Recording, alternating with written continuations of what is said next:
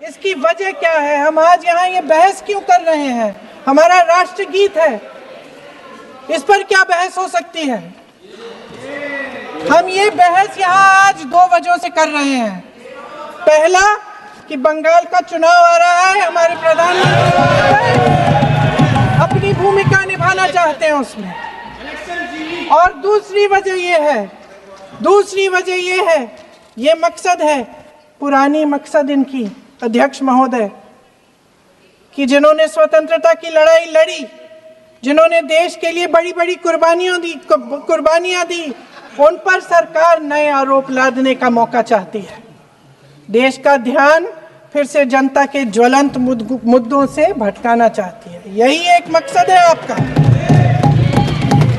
आपका मकसद है कि हम फिर से उसी अतीत में मंडराते रहें, उसी की तरफ हम देखते रहें जो हो चुका है, जो बीत चुका है, क्योंकि ये सरकार वर्तमान और भविष्य की ओर देखना ही नहीं चाहती।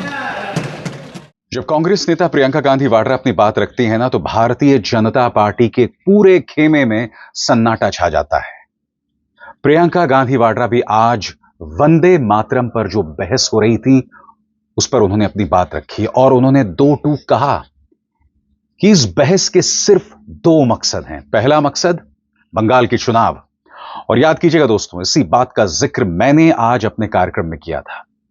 बंगाल का चुनाव और इसके अलावा कुछ नहीं। और दूसरा, जिन लोगों ने देश की स्वतंत्रता के लिए अपना खून बहाया, उनका अपमान।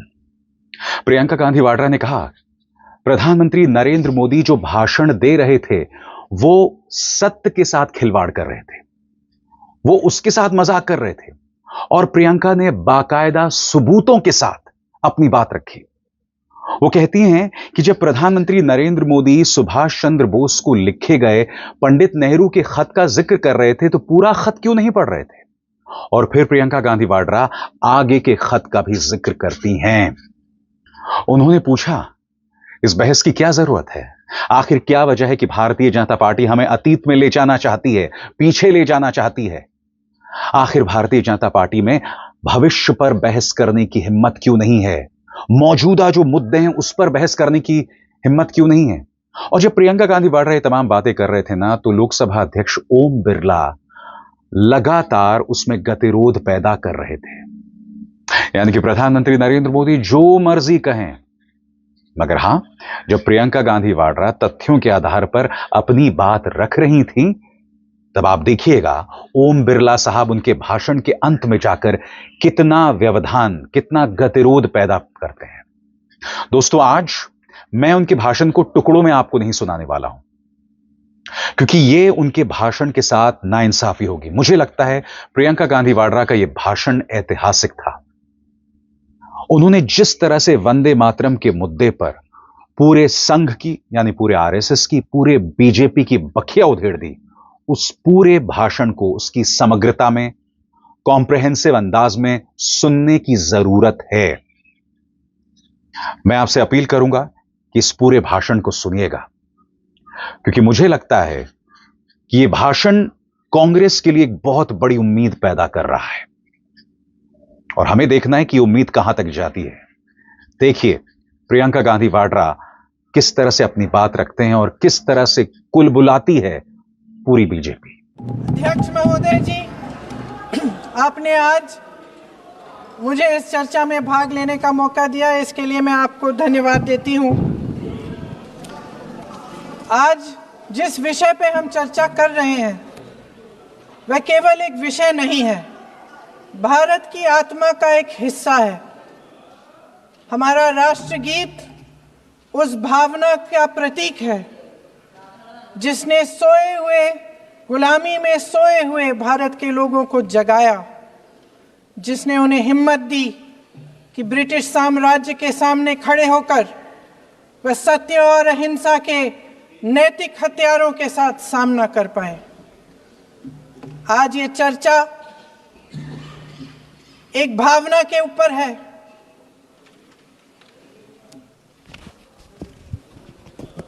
और जब हम वंदे मातरम का नाम लेते हैं तो वही भावना हमारे दिल में उजागर होती है। जब हम वंदे मातरम का नाम लेते हैं तो हमें उस पूरे इतिहास की याद आती है जो स्वतंत्रता संग्राम का इतिहास था, उसकी पीड़ा, उसका संघर्ष, उसका साहस, उसकी नैतिकता, उसका जो बल था कि ब्रिटिश साम्राज्य उसके सामने झुका। अध्यक्ष महोदय, वंदे मातरम उस आधुनिक राष्ट्रवाद की अभिव्यक्ति है जिसने भारत के लोगों को एक राजनीतिक और नैतिक आकांक्षा से जोड़ा, जिसने भारत के लोगों को एक साझा नियति के उत्तराधिकारी, एक साझा भविष्य के निर्माता के रूप में देखा। लेकिन आज की ये बहस मुझे कुछ अजीब सी लग रही है। जैसे मैंने कहा, ये गीत देश की आत्मा का हिस्सा बन चुका है। 150 सालों से देशवासियों के दिलों में ये गीत बस चुका है। 75 सालों से हमारा देश आजाद है, तो फिर आज इस बहस की क्या आवश्यकता है?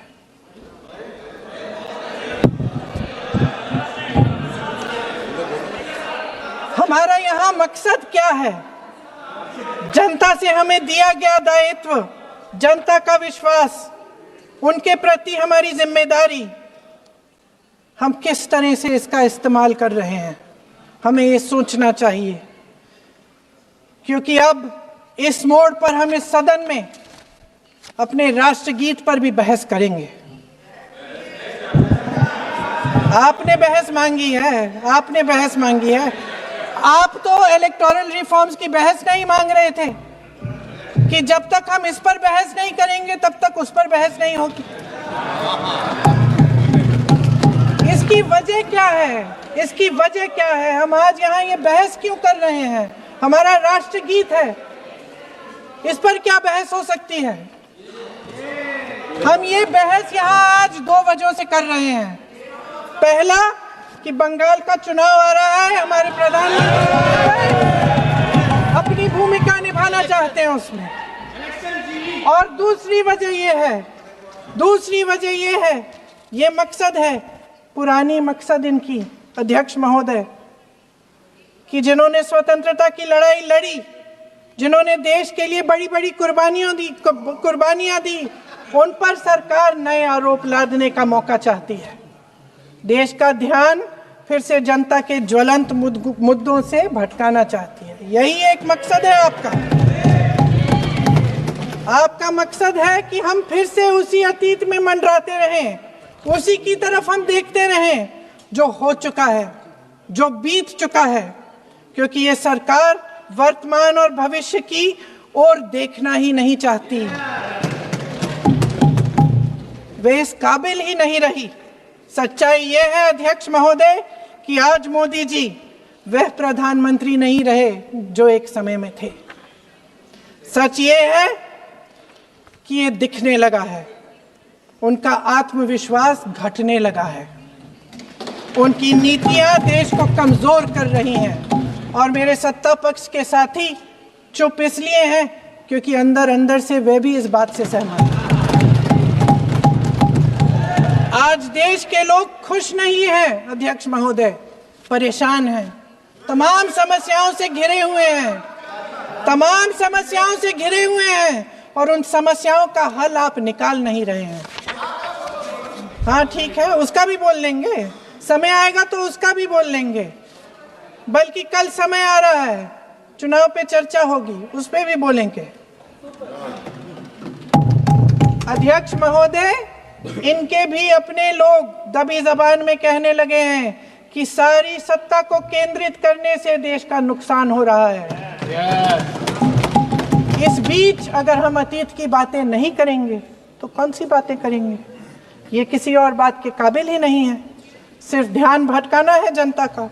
इसलिए आज हम वंदे मातरम पर चर्चा कर रहे हैं। वंदे मातरम देश के कण कण में जीवित है, इस पर बहस नहीं हो सकती। लेकिन चलिए, आपने बहस मांगी, आप बहस करना चाहते हैं, बहस करते हैं। आज इस चर्चा को प्रधानमंत्री जी ने शुरू किया। उन्होंने भाषण दिया और इसको कहने में कोई झिझक नहीं है कि भाषण अच्छा देते हैं, थोड़ा सा लंबा, लेकिन भाषण अच्छा देते हैं। सिर्फ एक कमजोरी है, अगर आप इजाजत दे तो मैं बोलूं, एक कमजोरी है। हाँ, उसी पे बोल रहे हैं। वंदे मातरम पे बोलो आप।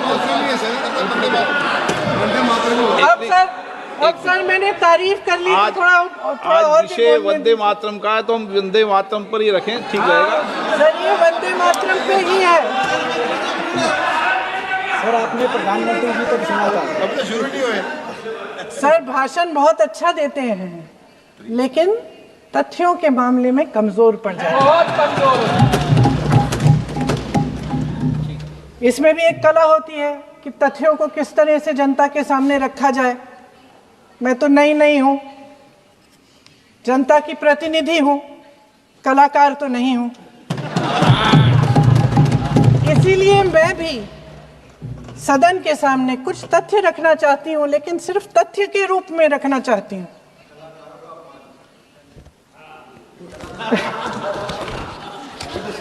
मैं उदाहरण दूं, उदाहरण दे देती हूँ। सर मांग रहे हैं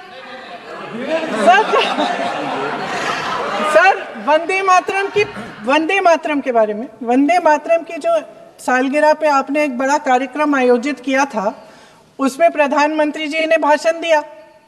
उसमें उन्होंने कहा कि 1896 में पहली बार गुरुदेव रविंद्रनाथ टैगोर ने ये गीत एक अधिवेशन में गाया। उन्होंने ये नहीं बताया कि कौन सा अधिवेशन था, महासभा, हिंदू महासभा का अधिवेशन था, आरएसएस का अधिवेशन था, किस बात से कतरा रहे थे कि ये कांग्रेस का अधिवेशन था। और उदाहरण दूं कि मैं अपना भाषण जारी रखूं, दे रही हूं। जो वंदे मातरम की जो क्रोनोलॉजी है वो भी आप समझिए, जो असली क्रोनोलॉजी है। 1875 में महाकवि बंकिम चंद्र चट्टोपाध्याय ने इस गीत के पहले दो अंतरे लिखे, जो आज हमारे राष्ट्रगीत घोषित हुए हैं, मतलब जो घोषित हुए थे और जिसको हम आज अपना राष्ट्रगीत कहलाते हैं। ये पहले दो अंतरे लिखे 1882 में।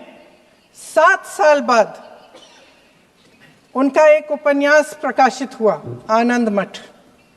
उस उपन्यास में यही कविता उन्होंने प्रकाशित की, लेकिन इसमें 4 अंतरे जोड़ दिए।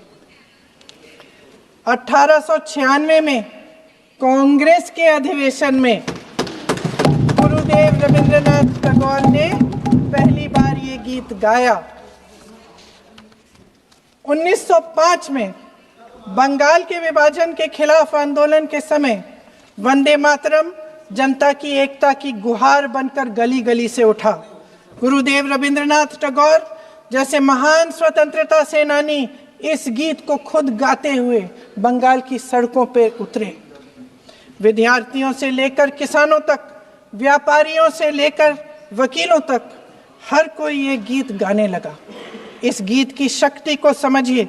ब्रिटिश साम्राज्य इसको सुनकर कांपता था और हमारे देशवासी इसको सुनकर वह मन बनाते थे, वह हिम्मत बनाते थे कि इस भयंकर साम्राज्य के खिलाफ सत्य और अहिंसा के नैतिक हथियारों को लेकर शहीद होने की तैयारी करते थे। ये गीत मातृभूमि के लिए मर मिटने की भावना को जगाता है। इस गीत की शक्ति ये है, इस गीत का हमारे देश से जुड़ाव ये है। लेकिन 1930 के दशक में हमारे देश में जब सांप्रदायिक राजनीति उभरी, तब ये गीत विवादित होने लगा। 1937 में, अब ये मैं दूसरा उदाहरण देने वाली हूँ, क्योंकि प्रधानमंत्री जी ने अपने भाषण में इसका उल्लेख किया और गलत किया, इसीलिए मैं इसके जो सच्चे जो तथ्य हैं वो आपके सामने रख रही हूँ। 1937 में नेताजी सुभाष चंद्र बोस कांग्रेस का अधिवेशन कलकत्ता में होने जा रहा था, उसका आयोजन कर रहे थे। तो जो मोदी जी ने पत्र सुनाया सदन में 20 अक्टूबर का और कहा कि जवाहरलाल नेहरू जी ने बोस नेताजी को ये चिट्ठी लिखी और ये कहा कि इस पर चर्चा होनी चाहिए, उससे पहले 3 दिन पहले नेताजी सुभाष चंद्र बोस ने पंडित जवाहरलाल नेहरू को एक चिट्ठी लिखी थी जिसका जिक्र आपके प्रधानमंत्री ने नहीं किया। और इस चिट्ठी में सुन लीजिएगा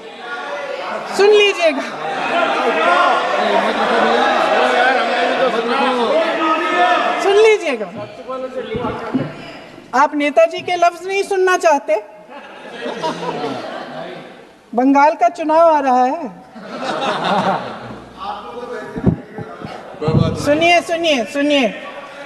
सुनिए। हाँ, कोई बात नहीं, हम तो देश के लिए हैं। हम देश के लिए हैं। आप चुनाव के लिए हैं, हम देश के लिए हैं। हम जितने भी चुनाव हारे, हम यहाँ बैठे रहेंगे और आपसे लड़ते रहेंगे और आपकी विचारधारा से लड़ते रहेंगे। अपने इस देश के लिए, अपनी इस मिट्टी के लिए लड़ते रहेंगे। आप हमें रोक नहीं सकते।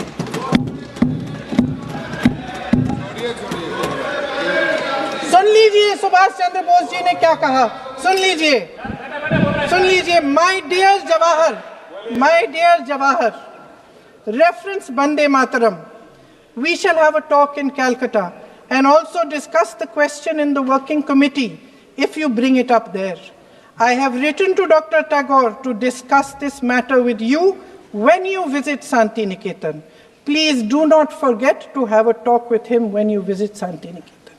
ये 17 अक्टूबर को लिखी जाती है। 10 अक्टूबर को नेहरू जी इसका जवाब देते हैं और आपके और 20 अक्टूबर को, हाँ ठीक है, 20 अक्टूबर को नेहरू जी इसका जवाब देते हैं। इस जवाब की एक पंक्ति प्रधानमंत्री जी ने सुनाई, बाकी पंक्तियां क्यों नहीं सुनाई? क्योंकि उनमें नेहरू जी क्या कह रहे हैं? There is no doubt that the present outcry against Vande Mataram is to a large extent a manufactured one by the communalists. Whatever we do, we cannot pander to communalists' feelings, but to meet real grievances where they exist. I have decided now to reach Calcutta on the 25th morning. This will give me time to see Dr. Tagore as well as other friends. समझ रहे हैं आप? प्रधान चुप है तो समझ ही गए होंगे। फिर क्या होता है? फिर नेहरू जी कलकत्ता जाते हैं और गुरुदेव जी से मिलते हैं और उसके अगले दिन गुरुदेव जी एक चिट्ठी लिखते हैं जिसमें वो लिखते हैं, अंग्रेजी में चिट्ठी है, उसका एक अंश मैं आपको हिंदी में बता देती हूँ, जिसमें गुरुदेव जी कहते हैं कि जो 2 अंतरे हमेशा गाए जाते थे उनका महत्व इतना गहरा था कि उस हिस्से को कविता के शेष हिस्से तथा पुस्तक के उन अंशों से अलग करने में उन्हें कोई कठिनाई नहीं थी। उन्होंने ये कहा कि स्वतंत्रता संग्राम में हमेशा से वही 2 अंतरे ही गाए जाते थे और उनको गाते हुए कुर्बानी देने वाले सैकड़ों शहीदों के सम्मान के लिए उन्हें ऐसे ही गाना उचित रहेगा। उन्होंने यह भी कहा कि बाद में जोड़े गए अंतरों का सांप्रदायिक मायना निकाला जा सकता है और उस समय के माहौल में उनका इस्तेमाल अनुचित होगा। इसके बाद 28 अक्टूबर 1937 में कांग्रेस की कार्य समिति ने अपने प्रस्ताव में वंदे मातरम को राष्ट्रगीत घोषित किया। उन्हीं दो अंतरों को कार्य समिति की बैठक में महात्मा गांधी जी, नेताजी सुभाष चंद्र बोस, पंडित नेहरू, आचार्य नरेंद्र देव जी, सरदार पटेल जी, गुरुदेव रविंद्रनाथ टैगोर जी सब मौजूद थे। इस प्रस्ताव के ये सभी महापुरुष इस प्रस्ताव से सहमत थे। आगे क्या होता है ये भी सुना लूं।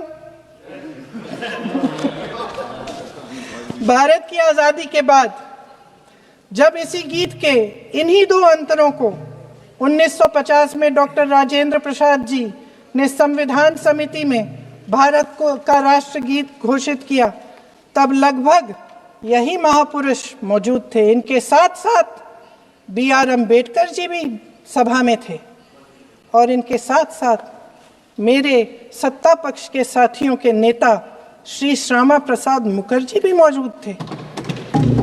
वही दो अंतरे राष्ट्रगीत घोषित किए, किसी ने कोई आपत्ति जारी नहीं की, कोई आपत्ति नहीं जताई। वैसे इन तथ्यों के साथ जुड़ा एक और तथ्य भी है जो मैं यहाँ पे आपके सामने रखना चाहती हूँ। आज हम अपने राष्ट्रगीत पर बहस कर रहे हैं, लेकिन हमारा राष्ट्रगान भी एक कविता का एक अंश ही है, एक लंबी कविता का एक अंश है। और इन दोनों राष्ट्रगीत और राष्ट्रगान के अंश को चुनने में सबसे बड़ी भूमिका गुरुदेव रविंद्रनाथ टैगोर की थी। वंदे मातरम के स्वरूप पर सवाल उठाना, जिसे संविधान सभा ने स्वीकार किया, न सिर्फ उन महापुरुषों का अपमान करना है जिन्होंने अपने महान विवेक से ये निर्णय लिया, मगर एक संविधान विरोधी मंशा को भी उजागर करता है। क्या सत्ता पक्ष के हमारे साथी इतने अहंकारी हो गए हैं कि अपने आप को महात्मा गांधी जी से, रविंद्रनाथ टैगोर जी से, राजेंद्र प्रसाद जी से, बाबा साहब अम्बेडकर जी से, मौलाना आजाद जी से, सरदार पटेल जी से, सुभाष चंद्र बोस जी से बड़ा समझने लग गए हैं? मोदी जी का अपने भाषण में ये कहना कि राष्ट्रगीत को एक विभाजनकारी सोच द्वारा काटा गया, उन सब महापुरुषों का अपमान है जिन्होंने अपना पूरा जीवन इस देश की आजादी की लड़ाई में झोंक दिया। वंदे मातरम को विभाजित करने का आरोप लगाकर आप पूरी संविधान सभा पर आरोप लगा रहे हैं, उसके हर एक नेता को दोषी ठहरा रहे हैं। यह हमारी संविधान सभा और हमारे संविधान का खुला वार है। और जहां तक जवाहरलाल नेहरू जी की बात है, जितनी देर हमारे प्रधानमंत्री देश के प्रधानमंत्री रहे हैं, 12 साल हो गए हैं, लगभग उतने ही सालों के लिए जवाहरलाल नेहरू जी जेल में रहे। किस लिए? इस देश की आज़ादी के लिए। उसके बाद 17 साल के लिए प्रधानमंत्री रहे। आप बड़ी आलोचना करते हैं इनकी, लेकिन अगर इन्होंने इसरो नहीं बनाया होता तो आज आपका मंगलयान नहीं होता। अगर DRDO नहीं बनाया होता तो तेजस नहीं बनता। अगर IIT और IIM नहीं बनाए होते तो हम आज IT में आगे नहीं होते। अगर एम्स नहीं बनाया होता तो हम कोरोना की जब बड़ी चुनौती का सामना कैसे करते? हाँ, वही बना रहा है, कुछ भी। इसका मतलब है इस मुद्दे का जवाब नहीं है आपके पास है? अगर इन्होंने BHEL, गेल, सेल, भाखड़ा नंगल ये सब नहीं बनाया होता जो आप सब बेच रहे हैं, तो ये विकसित भारत कैसे बनता? और मत कहिए बाकी। पंडित जवाहरलाल नेहरू इस देश के लिए जिए। सुन लीजिए, बाकी भी बेच देंगे। पंडित जवाहरलाल नेहरू इस देश के लिए जिए और देश की सेवा करते करते उन्होंने दम तोड़ा। फिर भी सुन लीजिए, मेरी एक सलाह ले लीजिए। सर, मैं आपके माध्यम से सलाह दे रहे हैं, हम छोड़ना नहीं। सर, मैं आपके माध्यम से एक सलाह दे देती हूँ। हमारे प्रधानमंत्री महोदय 12 सालों से इस सदन में हैं, मैं मात्र 12 महीनों से हूँ। फिर भी छोटी सी सलाह है। उन्होंने अभी हाल ही में चुनाव था, कुछ महीनों पहले उन्होंने एक सूची निकाली थी कि विपक्षी दलों ने और विपक्ष के नेताओं ने कितने अपमान किए हैं इनके। और उसमें शायद 90-99 ऐसे उन्होंने अपमानों की सूची बनाई थी। तो मैं उनको एक छोटी सलाह देना चाहती हूँ कि नेहरू जी से जितनी भी शिकायतें हैं, जितनी भी गलतियां उन्होंने की आपके जहन में, जितनी भी गालियां देनी है, जितना भी अपमान करना है, उसकी भी एक सूची बना दीजिए। नहीं, बात खत्म नहीं है। 999 अपमान, 9,999 अपमान, सूची बना दीजिए और फिर हम एक समय निर्धारित करते हैं। जैसे हमने 10 घंटे आज वंदे मातरम पर हमने बहस किया है ना, उस तरह से हम अध्यक्ष महोदय जी से पूछेंगे, एक समय निर्धारित करेंगे, 10 घंटे, 20 घंटे, 40 घंटे, जितने घंटों में आपकी ये शिकायत पूरी हो जाए, माननीय सदस्य आप शांत हो जाए और हम बहस कर लेंगे।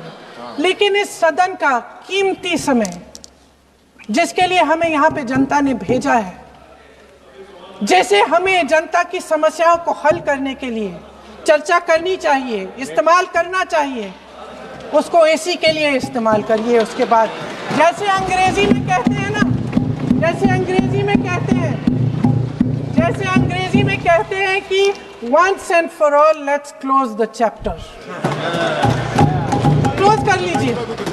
देश सुन लेगा क्या क्या शिकायतें हैं, किसने क्या किया, इंदिरा जी ने क्या किया, राजीव जी ने क्या किया, परिवारवाद क्या होता है, नेहरू जी ने कौन सी गलतियां की, सुना लीजिए, फिर खत्म। उसके बाद बेरोजगारी, महंगाई, महिलाओं की समस्याएं, जो पीएमओ में हो रहा है उसकी बातें, उसकी चर्चा, जो बैटिंग ऐप के बारे में हो रहा है पीएमओ के अंदर, आप सदस्य प्लीज, जो एप्स्टीन फाइलों में आपके मंत्री महोदय के नाम निकल आए हैं, उसकी चर्चा करेंगे। आप वंदे मातरम में बोले, आप इधर उधर डाइवर्ट मत हो।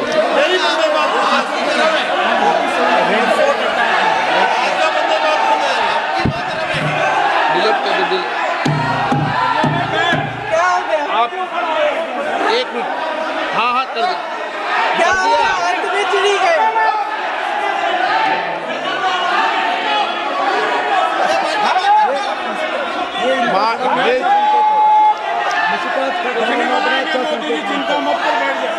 बहुत बढ़िया। माननीय सदस्य, 1 मिनट, माननीय सदस्य, आप वंदे मातरम पर सार्थक चर्चा करें। ठीक सर, इधर उधर डाइवर्ट यही थी सर, संक्षिप्त में बात यही थी, कोई डाइवर्ट नहीं होना चाहिए अपन को। बातें करते रहते हैं। माननीय सदस्य नहीं, आप बिना तथ्यों के कोई बात नहीं करें। आप वंदे मातरम पे बोले उचित रहेगा।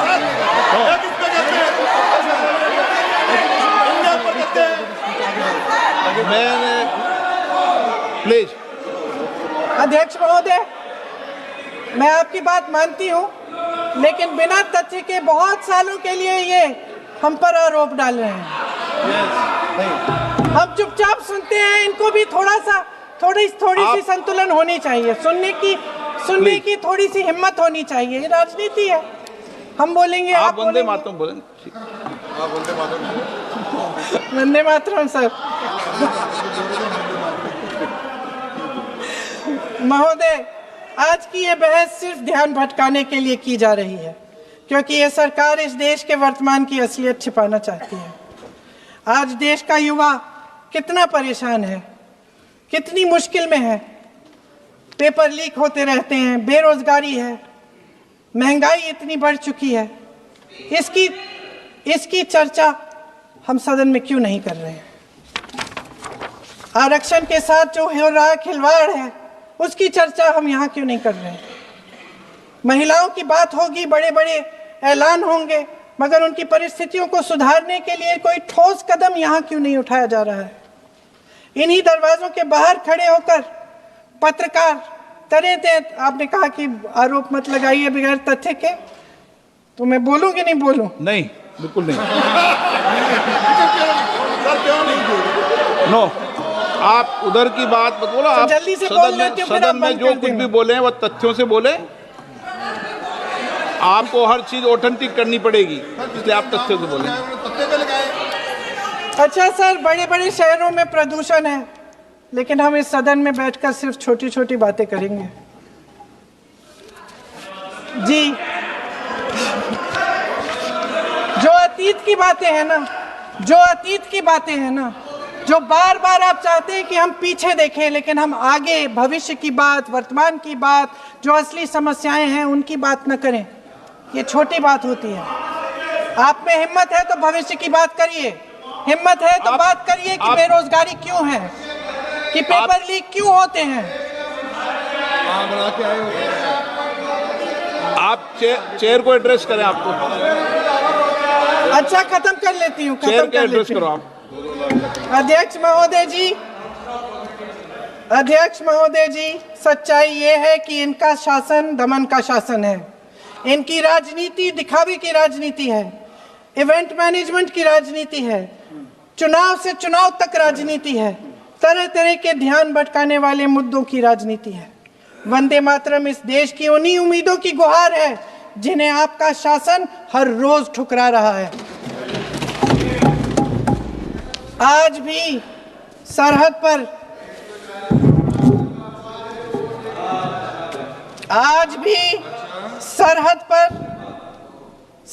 पर जवान जब दुश्मन का सामना करता है तो उसकी छाती में वंदे मातरम गूंजता है। आज भी जब हमारा खिलाड़ी अंतर्राष्ट्रीय खेलों में जाता है तो उसके दिल की धड़कन में वंदे मातरम होता है। आज भी इस देश के करोड़ों देशवासी जब अपने राष्ट्र ध्वज को फहराते हुए देखते हैं तो उनकी जबान पर वंदे मातरम, वंदे मातरम, वंदे मातरम आता है। कांग्रेस के हर एक अधिवेशन में 1905 से लेकर आज तक सामूहिक तौर पर वंदे मातरम गाया जाता है। आपके अधिवेशनों में गाया जाता है कि नहीं, ये बताइए। अपने देश की आत्मा के इस महामंत्र को विवादित करके आप एक बहुत बड़ा पाप कर रहे हैं। इस पाप में कांग्रेस पार्टी शामिल नहीं होगी। ये राष्ट्रगीत वंदे मातरम हमेशा से हमें प्यारा है, हमेशा से हमारे लिए पवित्र रहा है और हमेशा के लिए हमारे लिए पवित्र रहेगा। धन्यवाद। तो देखा आपने किस तरह से ओम बिरला साहब बीच में गतिरोध पैदा करने की कोशिश कर रहे थे। मैं आपसे सवाल पूछना चाहता हूं, आखिर क्या वजह है कि जब प्रधानमंत्री नरेंद्र मोदी अपनी बात रख रहे होते हैं तो ओम बिरला साहब के चेहरे पर मुस्कान होती है, विपक्ष के नेता कुछ भी कहें उसमें वो गतिरोध पैदा करते हैं, मगर जब सत्ता पक्ष के नेता कोई भी बात कहते हैं उन पर कोई गतिरोध नहीं, उस पर कोई रुकावट नहीं। आज अनुराग ठाकुर, माननीय गोली मारू ठाकुर ने राहुल गांधी को जिन्ना का मुन्ना बता दिया। क्या ओम बिरला साहब ने कुछ कहा? नहीं कहा। क्यों नहीं कहा बताइए? लगातार सच के साथ खिलवाड़ करते हैं, मगर साहब मजाल है ओम बिरला साहब कुछ भी कहें। और आपने देखा किस तरह से प्रियंका गांधी वाड्रा जो मुद्दे पर बनी हुई थी, मैं आपसे पूछना चाहता हूं, इस देश का नागरिक होने के नाते हमें किस मुद्दे पर रहना चाहिए? वो मुद्दा जो अतीत का मुद्दा है या वो मुद्दा जो वर्तमान का मुद्दा है, प्रेजेंट या भविष्य? अभिसार शर्मा को दीजिए इजाजत। नमस्कार।